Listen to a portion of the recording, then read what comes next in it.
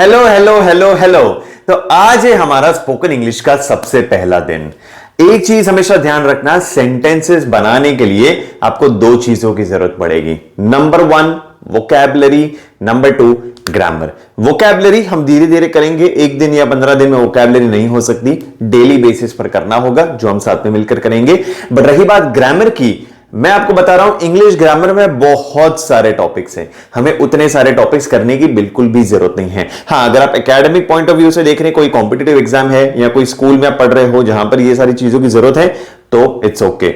Otherwise spoken English में, day to day English के लिए there is no need of learning all the grammar topics. ठीक है, अब जैसे कि नाउन, नाउन के टाइप्स, प्रोनाउन, प्रोनाउन के types, adjective, adverb, there is no need. तो हम इस पूरे ट्रेनिंग सेशन में जो कुछ भी ग्रामर करेंगे वो वही करेंगे जो हमारे spoken English point of view से इंपॉर्टेंट है। स्मार्ट स्टडी करना बहुत इंपॉर्टेंट है। सारा ग्रामर करोगे तो 5-6 महीने भी कम पड़ जाएंगे, आपका इंटरेस्ट भी छूट जाएगा और आप बोर हो जाओगे ग्रामर से। ठीक है, तो आज की पहली क्लास है, नोटबुक साथ में 100% रखना है।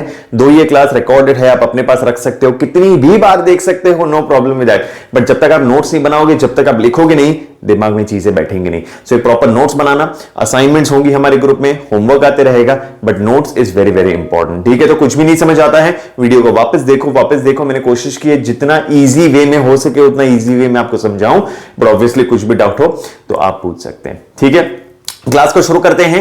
ध्यान से सुनना, जितना समझ में आ रहा है समझ लो, ना समझ में आए तो भी इट्स ओके, बट कंटिन्यू देखते रहो। आगे हम हर एक चीज को डिटेल में डिस्कस करते जाएंगे। चलो चलते हैं, शुरू करते हैं। तो यहां पर क्या लिखा हुआ है, चलो पढ़ने की कोशिश करते हैं। Tom is my brother, he loves me, he loves writing.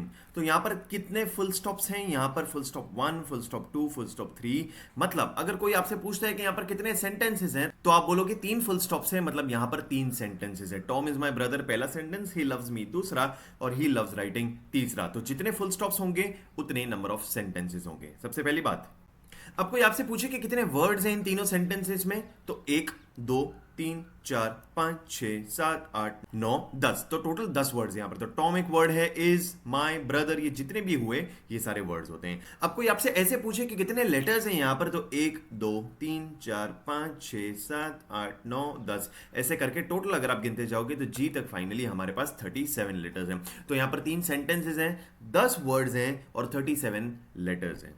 अब एक चीज की आपको बहुत अच्छे से ध्यान देनी है, दिमाग में बिठा देना है कि एक सेंटेंस में क्या क्या होता है।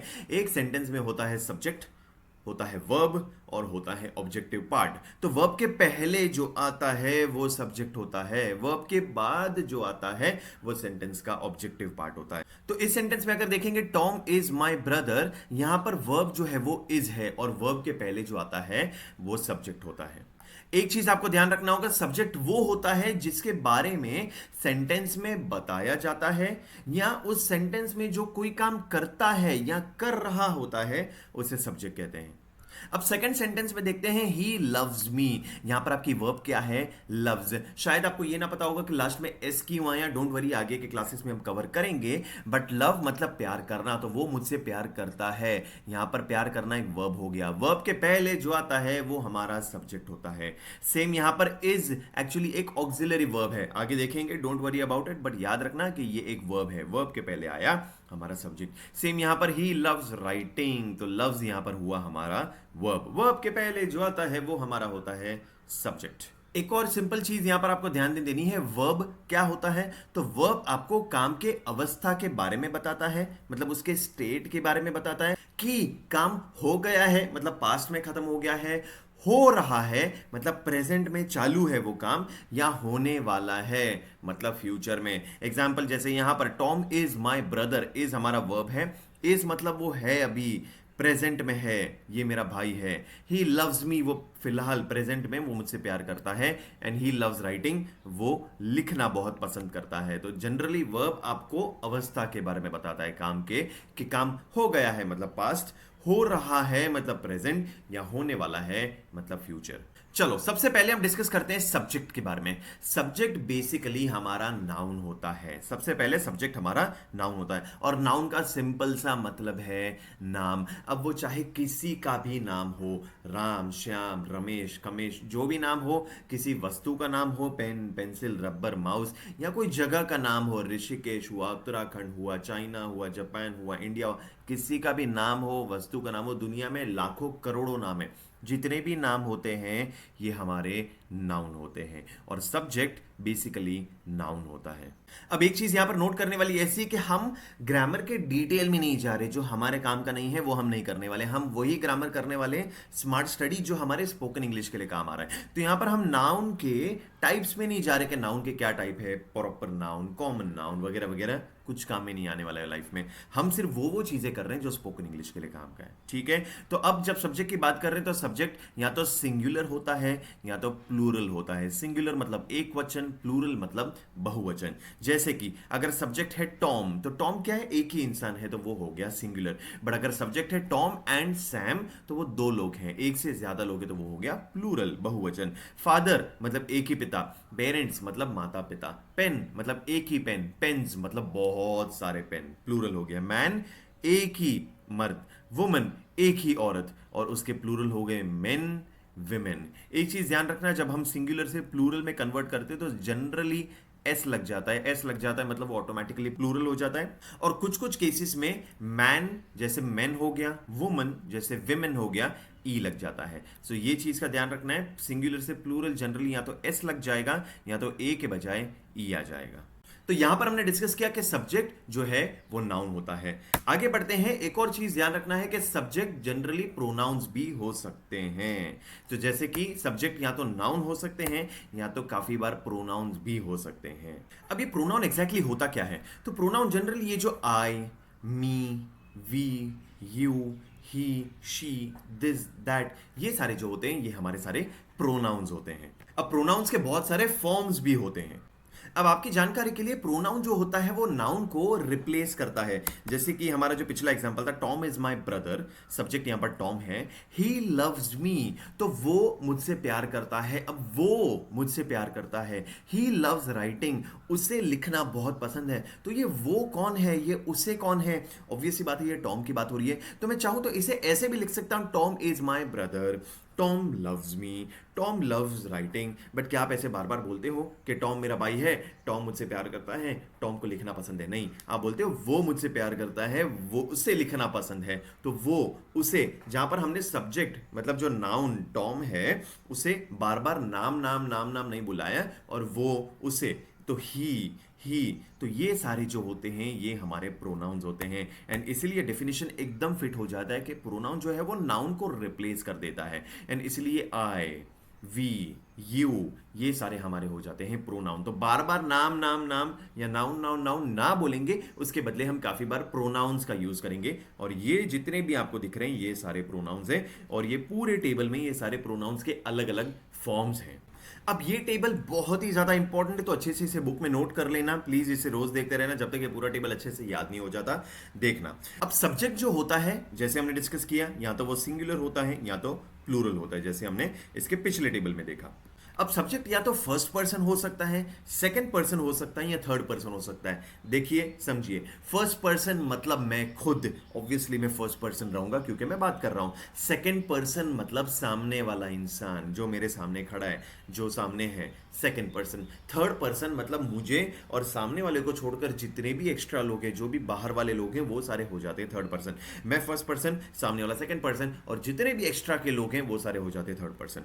तो ध्यान रखना, फर्स्ट पर्सन का सिंगुलर होता है आई, मतलब मैं खुद, मैं अकेला हूं तो आई हो जाएगा। ओके, फर्स्ट पर्सन का प्लूरल मतलब हम सब फर्स्ट पर्सन प्लूरल हो जाते हैं। अब ध्यान में रखना, सेकंड पर्सन का सिंगुलर कुछ भी नहीं होता है, सेकंड पर्सन का प्लूरल होता है यू, मतलब तुम।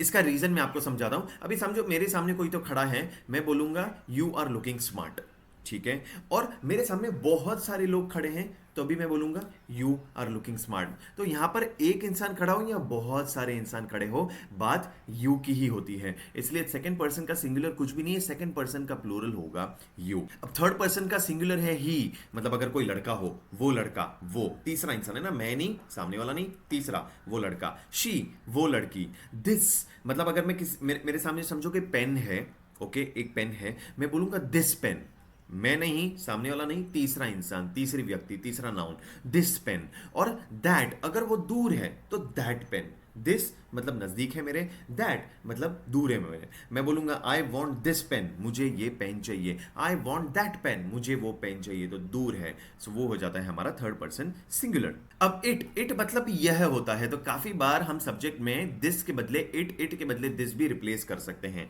ठीक है, तो ये भी हो जाता है हमारा थर्ड पर्सन सिंगुलर। जैसे कि इट इज माई पेन, तो यहां पर इट मतलब यह मेरी पेन है, it is my pen, third person singular. Similarly third person plural की जब बात आती है तो वहां पर बोला जाता है दे मतलब वह, उतने सारे लोग, दे आर माई फ्रेंड्स। अभी समझो मैं बोलूंगा he is my friend, she is my friend, तो थर्ड पर्सन सिंगुलर, एक ही इंसान है ना, लड़का है या तो लड़की है, बट यहां पे बोलूंगा दे आर माई फ्रेंड्स, मतलब चार पांच लोग हैं, they are my friends, third person plural. Similarly these pens are mine, यहां पर हमने क्या बोला, दिस पेन इज माइन, ये एक पेन जो है ना ये मेरी है, this pen is mine, that pen is mine, वो जो पेन दूर है ना वो मेरी है, बट थर्ड पर्सन प्लूरल में हो जाता है दीज, ये सारी पेन्स मेरी है, नजदीक में है, दोज पेन्स आर माइन, वो वहां पर जो सारी पेन्स है ना वो सारी मेरी है, सो दीज हम नजदीक के लिए यूज करते हैं, जैसे यहां पर दिस करते हैं सिंगुलर के लिए, और दोज प्लूरल के दूर के लिए यूज करते हैं, जैसे हम यहां पर दैट सिंगुलर के नजदीक के लिए यूज करते हैं। सो एक चीज हमेशा ध्यान रखना,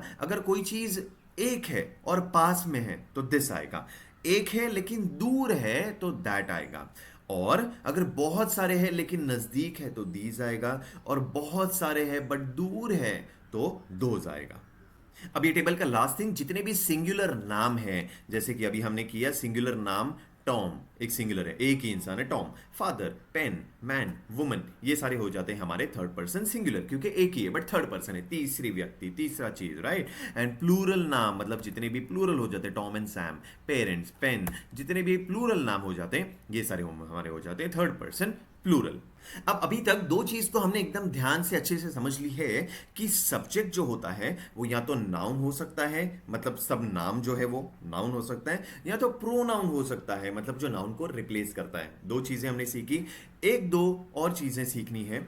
जो सब्जेक्ट जो होता है वो या तो जेरेंड भी हो सकता है या तो इन्फिनेटिव भी हो सकता है, डोंट वरी, बहुत ही सिंपल है। अब एग्जांपल में सब्जेक्ट में समझो कि वर्ब आता है, जैसे कि एक सिंपल सा एग्जांपल मैं आपको बताता हूं, अगर आपको कहना है पढ़ना उसकी आदत है, इंग्लिश ट्रांसलेशन क्या आएगा, reading is his habit, but यहां पर अगर आप देख रहे होंगे रीड मतलब पढ़ना, ये तो वर्ब हो गया, तो वर्ब सब्जेक्ट में थोड़ी आ सकता है, सब्जेक्ट में तो सिर्फ नाउन या प्रोनाउन आता है। तो ऐसे जो भी केसेस है जहां पर सब्जेक्ट में आपका वर्ब आ रहा है वहां पर आप स्मार्टली या तो वर्ब के साथ आईएनजी लगा सकते हो और उसे जेरेंड बोला जाएगा, या तो वर्ब के पहले टू लगा सकते हो। अब जैसे हमारा सेंटेंस हुआ पढ़ना उसकी आदत है, तो हमने पढ़ना क्या आता है वर्ब, रीड, रीड के बाद हमने लगा दिया ING, reading is his habit, और रीडिंग हमारा जेरेंड हो गया, और जेरेंड बेसिकली एक नाउन ही होता है, या तो आप उसके पहले टू लगा दो, to read is his habit, तो टू रीड ये बेसिकली हमारा इन्फिनेटिव हो गया,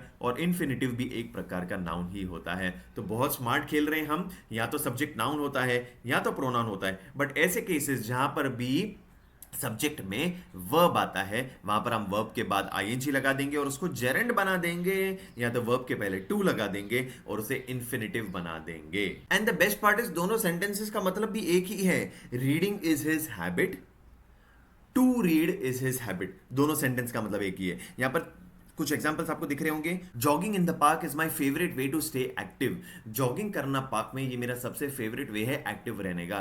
तो अब जॉग बेसिकली जॉग मतलब थोड़ा बहुत दौड़ना, तो दौड़ना ये तो वर्ब होता है बट हम इसे सब्जेक्ट में डाल रहे हैं, तो या तो हमें इसे नाउन या तो प्रोनाउन या जेरेंड या इन्फिनेटिव बनाना होगा। तो वर्ब है तो वर्ब के साथ हम आईएनजी लगा सकते हैं और इसे जेरेंड बना सकते हैं। तो जॉग का हो गया jogging, jogging in the park is my favourite way to stay active. आप इसको टू भी लगा सकते हो वर्ब के पहले, to jog in the park park is my favourite way to stay active, तो जेरेंड बनाओ या इन्फिनेटिव बनाओ, मतलब तो वही होने वाला है, और इससे हम ऑटोमेटिकली नाउन बना रहे हैं। Singing loudly in the shower, मतलब सिंगिंग आईएनजी लगा दिया, जेरेंड बन गया। इसी को हम टू भी लगा सकते हैं, to sing loudly in the shower. Reading a good book, to read a good book. Cooking delicious meals, to cook delicious meals. Writing in a journal is a great way, to write in a journal is a great way. तो to लगाओ और infinitive बनाओ, या ing लगाओ और gerund बनाओ, दोनों sentence का मतलब एक ही होने वाला है। कहने का मतलब ये है, सब्जेक्ट में जब भी वर्ब आएगा तब हम इसे gerund या infinitive बनाएंगे, और ये दोनों होते तो आखिर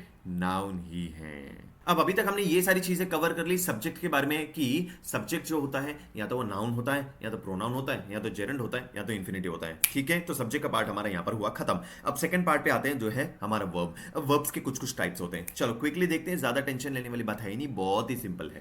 पहला वर्ब या तो होता है मेन वर्ब, मतलब मुख्य क्रिया, मेन वर्ब। मेन वर्ब मतलब यहां पर आपको दर्शाया जाता है कि जो सब्जेक्ट है वो कर क्या रहा है, वो बेसिकली कर क्या रहा है। जैसे कि सब्जेक्ट यहां पर खेल रहा है, प्ले, खा रहा है, ईट, सो रहा है, पढ़ा रहा है, भाग रहा है, जॉग कर रहा है, तो play, eat, sleep, teach, run, jog, think, ये सारे हो जाते हैं हमारे मेन वर्ब्स। आप सोच रहे होंगे सर स्लीप कैसे हमारा मेन वर्ब हो जाता है, सोना थोड़ी काम है।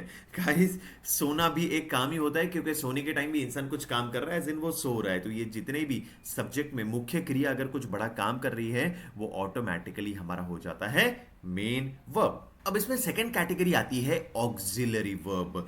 ऑक्सिलरी वर्ब बेसिकली इनका काम क्या है मैं आपको बताऊं, वो बताती है कि सब्जेक्ट की करंट अवस्था क्या है, उसका स्टेट क्या है, अवस्था क्या है।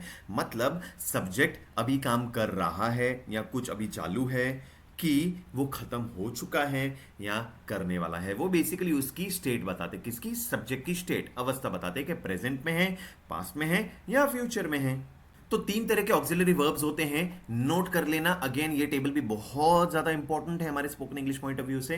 कितना समझ आ रहा है नहीं आ रहा है, डोंट वरी एट ऑल, ये तो शुरुआत है, आगे हम सब कुछ डिस्कस करने वाले हैं बहुत अच्छे से। बट राइट नाउ तीन तरह के ऑक्सिलरी वर्ब्स हैं, be verbs, do verbs and have verbs. अब कोई अगर आपको पूछे कि बी की कौन सी फॉर्म्स होती हैं, तो ध्यान रखना, बी मतलब होना, अभी जो होना है, ठीक है, करेंगे practice, don't worry. But be की प्रेजेंट में फॉर्म होती है इज, एम, आर। इसकी पास्ट में फॉर्म होती है वॉज, वर, और फ्यूचर की फॉर्म होती है विल बी। सेकंड जो वर्ब है ऑक्सिलरी डू, डू मतलब करना, कुछ काम करना, उसकी प्रेजेंट की फॉर्म होती है डू या तो डज, पास्ट की होती है डिड, और फ्यूचर की होती है विल डू। अब तीसरी जो ऑक्सिलरी वर्ब है दैट इज हैव, इसके दो बेसिक सेंसेस होते हैं, नोट कर लेना अपनी बुक में। एक होता है पास होना, मतलब कोई चीज आपके पास होना, आई हैव दिस पेन, पास होना, या तो कर चुका होना, आई हैव डन दिस, मेरा हो गया है, I have done this work, मैंने वो काम कर लिया है। तो इसके दो सेंसेस होते हैं, पास होना या कर चुका होना, जिसकी प्रेजेंट फॉर्म होती है हैज या तो हैव, पास्ट की फॉर्म होती है हैड, और फ्यूचर की फॉर्म होती है विल हैव। एक चीज अगर आप ध्यान रख रहे होंगे, यहां पर फ्यूचर में हमेशा विल लगाते हैं, will be, will do, will have. जहां पर भी विल लग जाता है वो ऑटोमेटिकली फ्यूचर हो जाता है। अब नेक्स्ट आप देख रहे हैं मॉडल वर्ब, जैसे कि can, could, should, would, must, may, might, shall, और is, am, are, was, were, has, have, had, will have. इसके साथ अगर टू का यूज हो जाए तो ये ऑटोमेटिकली मॉडल वर्ब हो जाती है। ये सब कैसे होगा आगे हम डिस्कस करने वाले हैं। और लास्ट टाइप ऑफ वर्ब्स है semi model verb. Semi model verb थोड़ी इंटरेस्टिंग है, ये कभी कभी मोडल वर्ब्स की तरह काम करती है और कभी कभी मेन वर्ब का भी काम करती है। तो कभी मोडल वर्ब का काम करती है, कभी मेन वर्ब का काम करती है, इसलिए इसे कहते हैं सेमी मोडल वर्ब्स। इसमें तीन है, यूज टू, डेयर और नीड। तो टोटल हमने कितने वर्ब्स देखे? टोटल मेन वर्ब होता है जो मुख्य क्रिया होती है, सब्जेक्ट क्या कर रहा है उसके बारे में बताया जाता है। ऑक्सिलरी वर्ब मतलब हमारी होती है ऐसी चीज जो सब्जेक्ट के अवस्था को बताती है, जिसमें तीन है वर्ब्स, बी, डू, हैव, और उसके सारे फॉर्म्स हमने देखे। ये टेबल बहुत ही इंपॉर्टेंट है। मॉडल वर्ब्स होती हैं जैसे कैन, कुड, शुड, वुड, ये तो आपने देखे होंगे, इसके बारे में अलग से हम क्लास लेने वाले हैं। और होती हैं सेमी मॉडल वर्ब्स जो बेसिकली मॉडल का भी काम करती हैं कभी कभी, और कभी कभी मेन वर्ब का भी काम करती हैं, जिसमें तीन टाइप्स होते हैं।